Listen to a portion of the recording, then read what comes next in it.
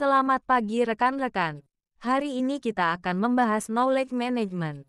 Objective view of knowledge antara lain. 1. Memahami knowledge management. 2. Menjelaskan jenis-jenis pengetahuan. 3. Memahami knowledge management. 4. Memahami organizational learning. Organisasi harus mampu mengolah informasi dan knowledge yang dimilikinya sebagai aset yang paling penting bagi organisasi. Memiliki keunggulan-keunggulan yang dapat dijadikan sebagai nilai jual dan peluang untuk lebih berkembang. Dengan adanya knowledge, organisasi, perusahaan dapat menyusun rencana, strategi dan langkah-langkah yang harus dilakukan ke depan. Kebutuhan akan knowledge haruslah dipandang sebagai sesuatu yang penting dan sangat strategis. Pentingnya sumber daya intelektual dan kapabilitas di dalam organisasi harus dikelola agar tetap berkompetitif dan menjadi unggul. Keunggulan organisasi dapat tercipta jika organisasi itu mampu menghasilkan knowledge, mampu menciptakan hal-hal baru yang strategis, dan dengan knowledge yang dimiliki organisasi, tidak mengulangi kesalahan-kesalahan yang pernah dilakukan sebelumnya. Selanjutnya, dikatakan bahwa hasil belajar organisasi juga menghasilkan knowledge. Knowledge yang dimiliki oleh tiap individu dalam organisasi tidaklah sama. Semakin banyak individu yang berkolaborasi dalam pekerjaan dengan knowledge yang berbeda, akan menghasilkan organisasi yang kaya dengan khazanah knowledge. Organisasi yang concern pada pengembangan knowledge akan menggunakan intellectual capital dan input informasi untuk mencapai efektivitas organisasi. Hal ini akan efektif jika proses-proses yang digunakan dilandaskan pada kolaborasi knowledge yang ada di dalam organisasi. Dinamisnya knowledge yang dimiliki sangat berguna untuk mengantisipasi perubahan yang terjadi di lingkungan organisasi, baik lingkungan makro maupun lingkungan mikro. Hal yang paling penting adalah tercapainya evolusi knowledge yang menjadi kebutuhan organisasi demi menghasilkan pengembangan organisasi. Dengan kata lain, semua pengembangan organisasi harus berpusat pada knowledge yang dinamis secara berkelanjutan. Kemampuan untuk mendapatkan informasi dan perspektif organisasi yang berubah sesuai dengan perubahan lingkungan bisnis disebut sebagai knowledge tingkat tinggi. Hakikat dari organisasi yang dinamis dan berkembang adalah organisasi mampu menciptakan dan menghasilkan knowledge secara berkesinambungan dan merubah knowledge untuk mencapai keunggulan. Pandangan yang berfokus pada knowledge sebagai sumber keunggulan kompetitif akan berusaha mengelola knowledge itu menjadi sumber daya yang penting dan hakiki bagi organisasi. Artinya, jika organisasi ingin menciptakan knowledge menjadi lebih baik, lebih cepat dari pesaingnya, maka organisasi itu harus menyesuaikan diri dengan perubahan lingkungan yang penuh tantangan. Tantangan dan ancaman yang dihadapi oleh organisasi menuntut adanya proses pembelajaran dan kreativitas dalam rangka menghasilkan knowledge dan sumber daya yang kompetitif. Dalam teori resources-based view, dijelaskan bahwa dalam organisasi memiliki kompleksitas kemampuan yang berguna untuk mempertahankan keunggulan kompetitif. Sumber daya perusahaan menjadi aset penting yang dapat menjadi pilihan strategi dari waktu ke waktu. Jadi, knowledge itu sumber daya tak berwujud dan harus dipandang sebagai investasi strategis dan aset organisasi. Selain itu, telah bergeser orientasi dan paradigma yang menganggap manufaktur atau produk adalah hal yang paling urgen ke orientasi yang berdasarkan knowledge dan layanan di mana informasi dan knowledge menjadi komoditas utama. Paradigma resources-based kompetitif berubah menjadi knowledge-based kompetitif dan bagian utama, knowledge, adalah informasi, dan kandungan knowledge itu sendiri. Knowledge organisasi bukan sekedar kuantitas yang kasat mata dan hanya didapatkan dari hasil knowledge individu. Knowledge organisasi itu terjadi melalui hubungan antara individu manusia, teknik dan teknologi. Knowledge organisasi tidaklah dengan mudah dapat dijiplak oleh organisasi lain. Disebabkan karena proses pembentukan pengetahuan organisasi tidak terlepas dari histori dan culture dari organisasi itu sendiri. Dalam mengelola knowledge, individu akan berinteraksi dengan kelompok maupun organisasi dalam konteks budaya maupun sosial. Ada 3 hal yang dikemukakan dalam Holistic Theory of Knowledge Management, yakni technical knowledge, practical knowledge, dan critical knowledge. Technical knowledge atau pengetahuan teknis merupakan pengetahuan dasar konseptual organisasi yang harus dimiliki tiap individu. Technical knowledge di organisasi antara lain aturan, kebijakan, standar operasional, prosedur, aturan komunikasi formal, keahlian teknis individu. Technical knowledge merupakan aset utama organisasi dan menjadi kekuatan pendorong operasionalisasi organisasi. Technical knowledge menyediakan produk dan layanan organisasi yang dioptimalkan melalui sumber daya organisasi secara efisien demi mencapai tujuan. Selanjutnya, practical knowledge atau pengetahuan praktis, yakni knowledge yang dimiliki oleh anggota organisasi yang terimplementasi dalam praktik dan kerja organisasi. Pengetahuan praktis termasuk di dalamnya wawasan, pemahaman, intuisi, dan pengalaman individu. Sementara critical knowledge atau pengetahuan kritis adalah pengetahuan yang berdasar pada visi dan nilai organisasi. Setiap individu memiliki beragam visi dan nilai yang berbeda, dan itu akan berpengaruh pada cara pandang, pola pikir terhadap masalah dan hal-hal yang berubah dalam organisasi. Critical knowledge individu berhubungan dengan kepentingan dan etika, dan sering melibatkan politik praktis di dalam organisasi.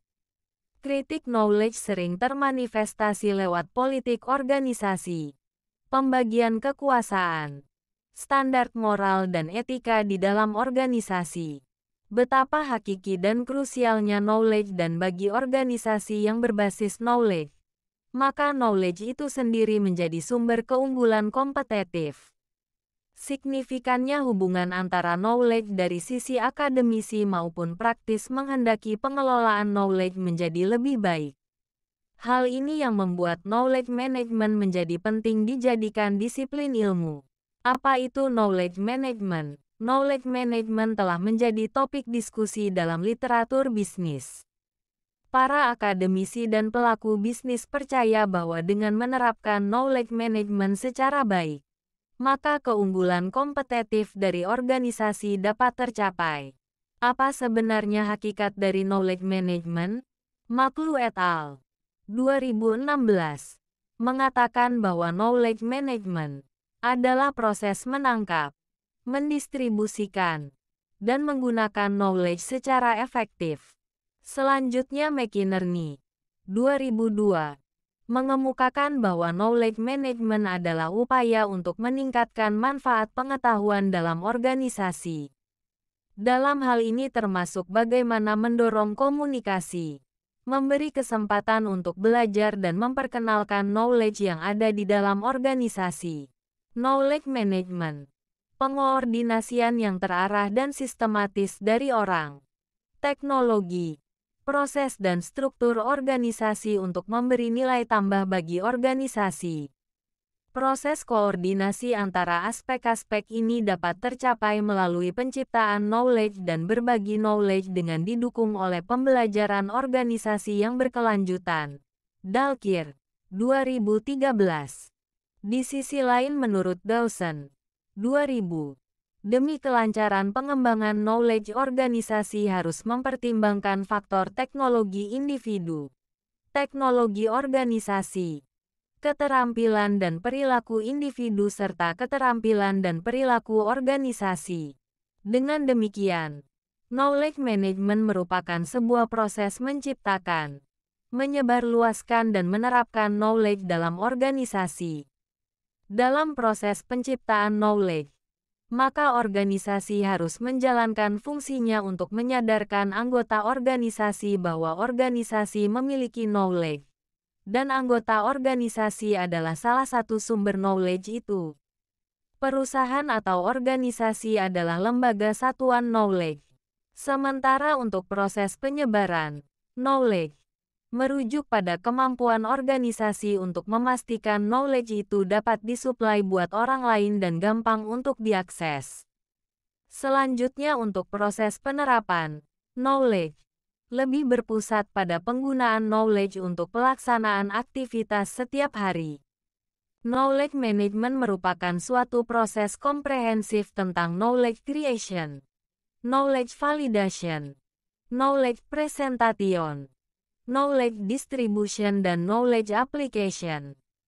Hubungan antara tiap fase dalam knowledge management sangatlah penting. Karena jika tiap fase dilepas pisahkan dan berdiri sendiri maka akan menghasilkan hasil knowledge management yang kurang optimal. Bat. 2001. Pada knowledge creation atau penciptaan pengetahuan, maka orientasi lebih diperluas. Bukan saja bagi individu, tapi juga bagi kelompok dan organisasi. Nonaka N. Takeuchi, 2006. Knowledge creation berpijak pada kapasitas dan kapabilitas organisasi dalam upaya mengembangkan solusi dan ide-ide yang bermanfaat. Organisasi akan sanggup menciptakan dan menghasilkan karya dan realitas yang baru dan berbeda. Jika organisasi mampu menggabungkan dan mengonfirmasikan kembali foreground dan background knowledge melalui interaksi yang berbeda. Dengan demikian knowledge creation adalah proses yang tercipta karena motivasi, inspirasi, dan eksperimen. Knowledge validasi adalah konsep di mana organisasi sanggup memvalidasikan knowledge sekaligus melakukan evaluasi terhadap lingkungan organisasi. Selanjutnya dapat merefleksikan knowledge dan mengevaluasi efektivitas knowledge untuk lingkungan organisasi yang ada. Dengan latar belakang pikir bahwa knowledge itu berkembang setiap saat, maka knowledge itu harus dikonfigurasi ulang dan disempurnakan sesuai dengan realitas. Hubungan antara teknologi, teknik, dan orang. Bat. 2001. Memerlukan validitas terus-menerus. Sehingga dikatakan bahwa knowledge validation adalah sebuah proses panjang, yang berulang dan melelahkan. Sebab proses pengujian, pemantauan dan penyempurnaan terhadap knowledge akan terus berlanjut. Apabila realitas itu mengalami perubahan, maka berpengaruh juga terhadap data, informasi dan knowledge itu sendiri. Knowledge presentation lebih berfokus pada upaya menampilkan knowledge kepada anggota organisasi. Dalam hal ini setiap organisasi akan merancang sistem dan prosedur yang berbeda untuk memformat knowledge-nya. Karena knowledge itu bersumber pada organisasi yang berbeda, didistribusikan pada tempat yang berbeda, tersimpan pada media yang berbeda. Nonaka N. Takeuchi, 2006. Knowledge distribution adalah fase di mana knowledge harus didistribusikan ke seluruh organisasi, sebelum knowledge itu tidak berguna lagi. Jika organisasi masih minim dalam penggunaan teknologi dan teknik juga sumber pada daya manusia, maka berpengaruh juga dengan jumlah knowledge yang harus terdistribusi di dalam organisasi tersebut. Selanjutnya tentang knowledge application. Itu lebih menjelaskan tentang penggunaan knowledge dalam setiap aktivitas perusahaan baik penciptaan produk, proses dan pelayanan pada konsumen. Dengan demikian, secara sederhana knowledge management adalah kompleksitas creating, transfer, dan using tiga aspek knowledge yakni pengetahuan teknis, praktis dan kritis. Elemen utama dalam knowledge management. Setidaknya terdapat 4 elemen yang sangat penting di dalam knowledge management. Keempat elemen tersebut adalah sebagai berikut. Satu elemen yang paling utama adalah mempunyai sifat diskrit, yang mana tidak mempunyai arti bila tidak diproses. Termasuk di dalamnya jenis data, seperti kata, angka, kode, tabel, sampai basis data tertentu. Dua elemen yang kedua adalah data yang sudah diproses, dengan menghubungkan satu elemen dengan elemen yang lainnya, sehingga akan mempunyai arti. Informasi tersebut bisa berupa konsep, gagasan, ide, kalimat, ataupun cerita yang sangat sederhana. Tiga elemen yang ketiga adalah serangkaian informasi yang terorganisir terkait suatu bidang khusus yang lebih mudah untuk dimengerti. Pengetahuan ini mencakup kerangka kerja yang konseptual, fakta, cerita kompleks, teori, dan aksioma. Empat elemen yang terakhir adalah hasil terapan dari pengetahuan yang mampu dijadikan dasar dalam mengambil keputusan, seperti paradigma, buku, tradisi, sistem, filosofi, prinsip, dan kebenaran. Jenis-jenis pengetahuan. Aspek yang paling utama yang menjadi subjek di dalam knowledge management adalah pengetahuan atau knowledge itu sendiri. Umumnya, ada dua jenis pengetahuan yang harus Anda ketahui, yaitu 1. Tacit, know-how. Jenis pengetahuan ini masih berbentuk pemikiran yang terdapat di dalam otak manusia. Tacit termasuk bagian yang sangat sulit untuk dipahami, dikomunikasikan dan diartikan dalam bentuk yang lain yang lebih terstruktur. Hal tersebut dikarenakan tacit yang diambil dari sumbernya, yaitu intuisi, pengalaman pribadi, dan juga konteks yang cenderung tidak pasti. 2. Explicit, know what. Kebalikan dari tacit. Explicit adalah suatu wujud pengetahuan yang lebih mudah untuk dimengerti, dikomunikasikan dan juga diartikan dalam wujud lain yang lebih terstruktur. Pengetahuan jenis ini juga mudah dijelaskan dalam media tertentu, sehingga bisa dikelola dengan sistem manajemen pengetahuan. Terdapat 7 proses knowledge management dalam bidang dimensi epistemologis, sosialisasi, sistematisasi, transformasi, formalisasi, rutinisasi, evaluasi, orientasi, pertimbangan, dan realisasi. 1. Sosialisasi merupakan proses penciptaan knowledge baru dari pengetahuan praktis dan pengalaman anggota organisasi. 2. Sistematisasi adalah proses pengadopsian pengetahuan teknis organisasi menjadi aturan dan sistem yang eksplisit. 3. Transformasi adalah proses mentransform knowledge yang bersumber dari nilai dan visi yang fundamental dari anggota organisasi ke dalam produktivitas internal organisasi. 4. Formalisasi adalah proses mentransfer knowledge ke dalam sistem organisasi formal. Proses mengubah knowledge yang tidak berwujud ke dalam penjelasan yang konkret memerlukan pengetahuan praktis yang didapatkan dari aturan, sistem dan struktur organisasi. Yang, Zheng and Vierre, 2009. 5. Rutinisasi merupakan rangkaian proses penerapan knowledge teknis menjadi knowledge praktis.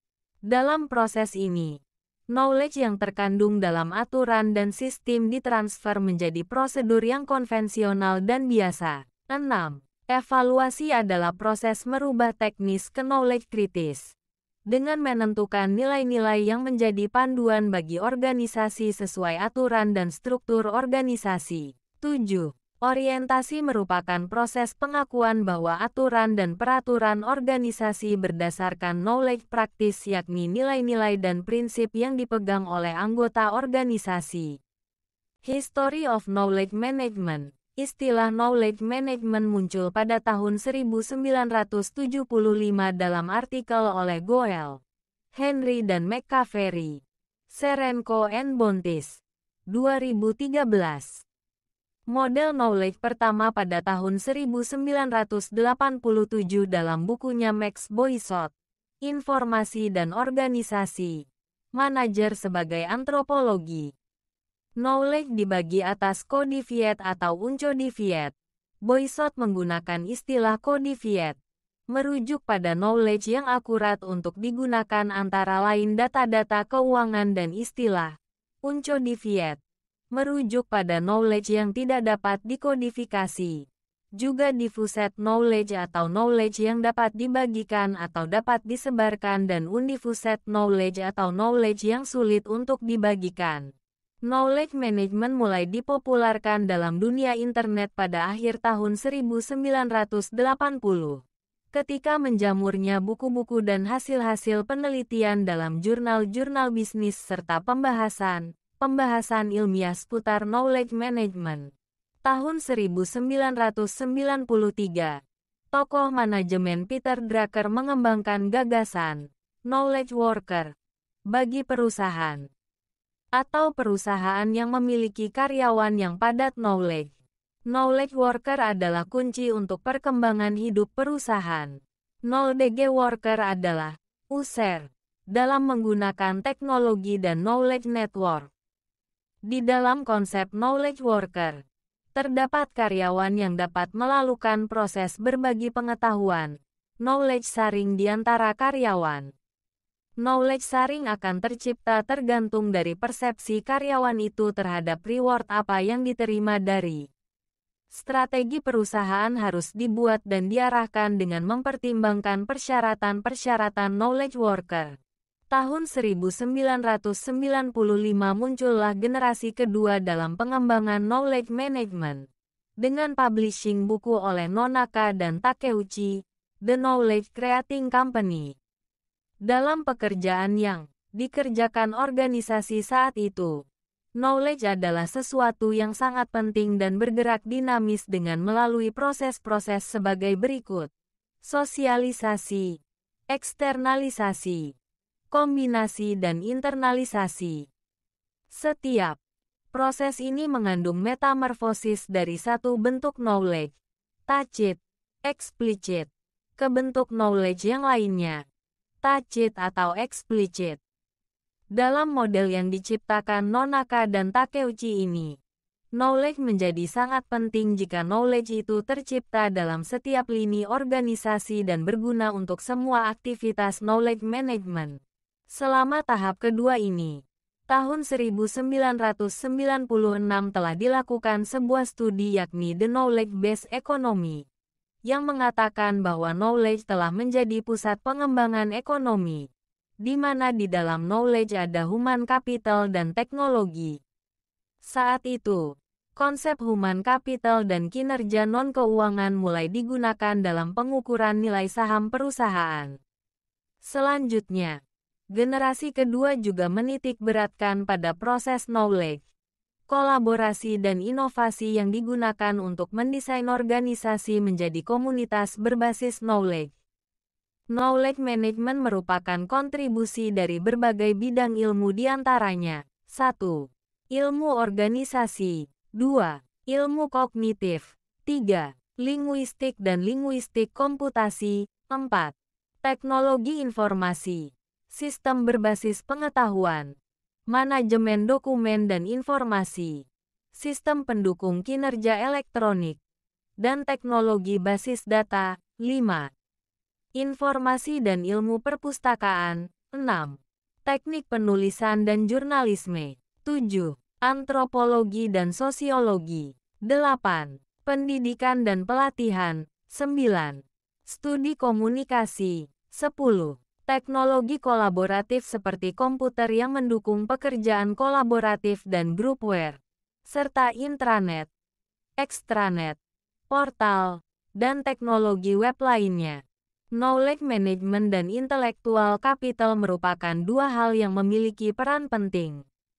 Intellectual capital adalah pilar organisasi yang memiliki basis pada knowledge yang dimiliki oleh organisasi. Pentingnya knowledge management. Menjamurnya minat organisasi terhadap knowledge management didasarkan pada beberapa hal, di antaranya bahwa knowledge management merupakan hal yang cukup vital yang memberikan nilai tambah bagi pertumbuhan organisasi. Selain itu, diharapkan dengan knowledge management, pengambilan keputusan organisasi akan lebih cepat, tanggap dan menelurkan keputusan-keputusan yang baik dan bermanfaat demi mencapai keunggulan organisasi. Knowledge memiliki peranan yang signifikan dalam mengembangkan ekonomi bisnis. Berdasarkan hal ini, maka para ahli mulai melakukan studi-studi yang berbasis knowledge. Dalam bidang manajemen bisnis, knowledge management memiliki ketertarikan tersendiri. Alasan yang fundamental adalah knowledge management adalah sumber potensial dan basic untuk menentukan arah strategis dalam mengembangkan keunggulan kompetitif. Para akademisi dan praktisi menggunakan konsep-konsep fundamental untuk mengkaji dan menganalisis knowledge management. Pentingnya knowledge management diarahkan untuk mencapai tujuan dan kesuksesan organisasi. Organisasi yang mengaplikasikan knowledge secara baik harus mampu menciptakan inovasi dan kreativitas yang tinggi dalam menemukan, menghasilkan, mengemas dan mengelola knowledge itu secara baik pula dalam waktu, cara dan bentuk yang tepat. Jika tidak demikian, maka organisasi tidak akan mungkin mencapai keunggulan kompetitif. Bagaimana menggunakan sumber knowledge itu secara baik? Organisasi harus meningkatkan standar pengukuran internal, memberi motivasi kepada karyawan untuk mengembangkan knowledge, berpikir kreatif untuk mengaplikasikan knowledge agar perusahaan tetap survive dan tidak tergilas di lingkungan yang semakin kompetitif. Jika manajemen serius menjadikan knowledge management sebagai prioritas dalam organisasi, maka hal yang penting lainnya yang harus dilakukan adalah menganalisis keseimbangan antara aspek orang, teknologi dan sosial organisasi. Tendensius yang berlebihan kepada salah satu, yakni orang atau teknologi tidaklah cukup. Ahli-ahli manajemen harus meninjau kembali pola interaksi antara teknologi, orang, dan teknik yang digunakan dalam menggunakan teknologi ini. Hanya dengan mengubah pola interaksi yang menguntungkan mereka, para manajer dapat memanfaatkan knowledge untuk keunggulan kompetitif organisasi. Dalam mengembangkan knowledge organisasi, maka knowledge individu sangat dibutuhkan. Akan tetapi knowledge organisasi bukan semata-mata terdiri knowledge individu. Knowledge organisasi merupakan kompleksitas pola-pola hubungan antara teknologi, teknik dan individu. Interaksi ini memiliki keunikan tersendiri dan tidak dapat ditiru oleh organisasi lain. Karena interaksi ini terbentuk atas histori maupun culture dari organisasi. Berbicara budaya organisasi, maka menurut Koronel Robbins and Judge, budaya organisasi mengacu ke suatu sistem makna bersama yang dianut oleh anggota-anggota yang membedakan orang-orang itu dari orang lain. Setiap organisasi merupakan sistem yang khas, sehingga organisasi mempunyai kepribadian dan jati diri sendiri. Itu berarti ada perbedaan budaya bagi setiap organisasi. Culture atau budaya tidak dapat dipisahkan dari knowledge. Karena itu sangat menunjang tercapainya efektivitas knowledge management dalam organisasi. Organization culture terbentuk melalui tatanan strategi, struktur, orang dan proses dalam organisasi yang saling terkait. Dengan pola penerapan culture secara maksimal, maka akan terlihat komitmen pemimpin organisasi dan respeknya terhadap knowledge management. Pemimpin organisasi akan memahami bagaimana knowledge itu dapat diciptakan dan pada akhirnya akan dipromosikan menjadi nilai jual organisasi demi mencapai keunggulan kompetitif. Culture juga akan memayungi anggota organisasi untuk bekerja berdasarkan struktur organisasi, wewenang dan pembagian kerja masing-masing anggota organisasi. Itulah sebabnya, struktur organisasi dan organization culture sangat berhubungan dan saling terkait. Struktur organisasi dan budaya organisasi merupakan dua hal yang berpengaruh terhadap keberhasilan knowledge management. Gopalakrishnan, 2015.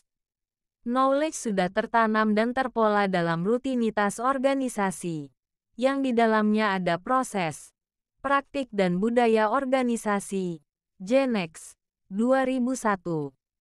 Dengan demikian betapa pentingnya organisasi memperdalam konsep knowledge dengan memasukkan unsur culture dalam memahami dan menggunakan knowledge.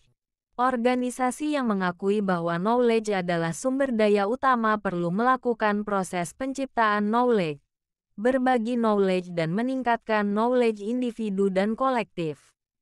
Banyak organisasi yang sudah melakukan praktik knowledge management dan berusaha menggunakan knowledge yang dimiliki secara efektif. Semakin banyak organisasi yang mencoba untuk mengatur sistem dan praktik knowledge management untuk lebih efektif menggunakan knowledge yang mereka miliki. Tapi yang paling penting adalah bagaimana knowledge itu ada. Kemudian knowledge itu dibagi, knowledge sharing, dan knowledge itu digunakan secara baik di dalam organisasi. Dengan demikian, organisasi harus mengetahui bagaimana caranya berbagi knowledge yang dimiliki. Patterson and Pfeffer, 2016. Organisasi harus lebih efektif mengeksploitasi sumber daya berbasis pengetahuan.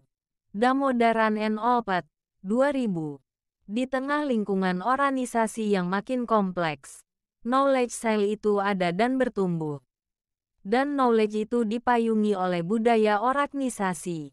Knowledge cycle dimulai pada saat knowledge itu diciptakan. Knowledge creation, knowledge capture. Knowledge capture mengandung teknik yang digunakan untuk memperoleh pengetahuan. Dalam organisasi, knowledge capture sangatlah penting. Karena jika knowledge bertambah dan berkembang, maka menjadi kontribusi positif agar organisasi tidak kalah bersaing dengan lingkungan organisasi lainnya. Setelah knowledge telah tercipta, maka knowledge itu harus dibagi atau yang disebut dengan knowledge sharing. Knowledge sharing adalah tindakan menyediakan pengetahuan bagi orang lain. Knowledge sharing juga merupakan proses memaknai pengetahuan yang dimiliki oleh seseorang menjadi lebih dimengerti dan diserap oleh orang lain ketika pengetahuan itu dipindahkan atau dibagi. Knowledge sharing menekankan pada proses berbagi gagasan dan ide-ide yang inovatif dan dianggap penting untuk pengembangan organisasi. Knowledge sharing yang berlangsung maksimal dalam organisasi semakin memberikan kontribusi yang positif bagi learning, baik individu maupun organisasi. Berbicara tentang learning organisasi, maka pada setiap organisasi terdapat budaya inovasi yang berpengaruh pada proses learning, baik oleh individu maupun organisasi budaya yang mendukung pembelajaran dan inovasi dalam organisasi. Dalam organizational learning, kita menemukan budaya belajar dan komunitas belajar. Proses learning organisasi akan semakin memperkaya dan menumbuhkan organisasi itu. Organizational learning adalah proses yang diikuti oleh sekelompok orang dalam organisasi yang mengalami peningkatan terus-menerus dengan mengacu pada budaya yang dimiliki organisasi. Dalam organizational learning, maka proses learning harus dianalisis dan dibangun demi tercapainya tujuan dan sasaran yang diinginkan. Organizational learning dapat berwujud pelatihan karyawan, pembelajaran tim, problem solving dan inovasi. Dalam organizational learning, karyawan diajarkan bagaimana mengembangkan solusi untuk mencegah terjadinya masalah dan bukan hanya menyelesaikan masalah. Eksistensi organisasi akan semakin baik jika organisasi dapat menyediakan lingkungan belajar yang kondusif, di mana individu dapat saling belajar satu sama lain. Setiap karyawan berusaha meningkatkan dan mengembangkan keterampilan profesional. Manajemen memberi kesempatan untuk mempekerjakan untuk meningkatkan kapasitas profesional mereka. Dalam organizational learning, tiap individu berupaya meningkatkan kapasitas, kapabilitas dan knowledge mereka untuk mencapai apa yang mereka inginkan. Organizational learning menghasilkan pola berpikir yang lebih baru yang mengandung aspiratif membangun, kreatif dan inovatif. Agar learning dapat terselenggara secara baik, maka individu di organisasi harus proaktif dan berani untuk melakukan tugas dan tanggung jawab yang diberikan, dan melihatnya sebagai sebuah unsur merubah diri menjadi lebih baik. Proses learning menimbulkan konsekuensi baik kepada anggota organisasi, masyarakat maupun lingkungan yang lebih besar maupun masyarakat atau lingkungan dengan menggunakan kemampuan membangun jaringan dan bekerja sama, melakukan transfer knowledge atau knowledge sharing dan mengembangkan profesionalisme karyawan. Dalam literatur lain, knowledge management juga merupakan akuisisi dan penggunaan sumber daya di mana tercipta lingkungan yang di dalamnya informasi dapat diperoleh, digunakan dan dibagi. Selain informasi itu digunakan untuk memperkaya knowledge organisasi. Acquisition knowledge adalah sebuah proses untuk memperoleh knowledge melalui berbagai sumber dan dimasukkan ke database. Sumber-sumber akuisisi itu bisa terdapat pada buku, pakar, laporan dan lainnya. Konsep knowledge acquisition digambarkan oleh Locke sebagai pikiran manusia yang kosong pada saat dilahirkan, dan bagaikan batu tulis yang masih kosong yang harus diisi kemudian. Setiap orang lahir tanpa memiliki pengetahuan, dan pengetahuan itu akan diperoleh seiring waktu lewat pengalaman dan pembelajaran. Dengan demikian, knowledge acquisition adalah sebuah proses pengumpulan informasi dan data. Untuk selanjutnya data dan informasi itu dipahami, diasimilasi dan dianalisis dan akan menghasilkan konsep, atau klarifikasi, pertanyaan, ataupun penyelesaian masalah dan perumusan kesimpulan. Knowledge acquisition merupakan komponen yang sangat penting demi perkembangan dan pertumbuhan knowledge. Di sisi lain, akuisisi pengetahuan juga diartikan sebagai proses yang meliputi pengumpulan knowledge, pemodelan knowledge dan validasi knowledge. Pada akhirnya penerapan knowledge management dievaluasi untuk mengukur keberhasilan knowledge management di organisasi. Silakan kerjakan tugas-tugas di bawah ini secara berkelompok dan paparkan di pertemuan berikutnya.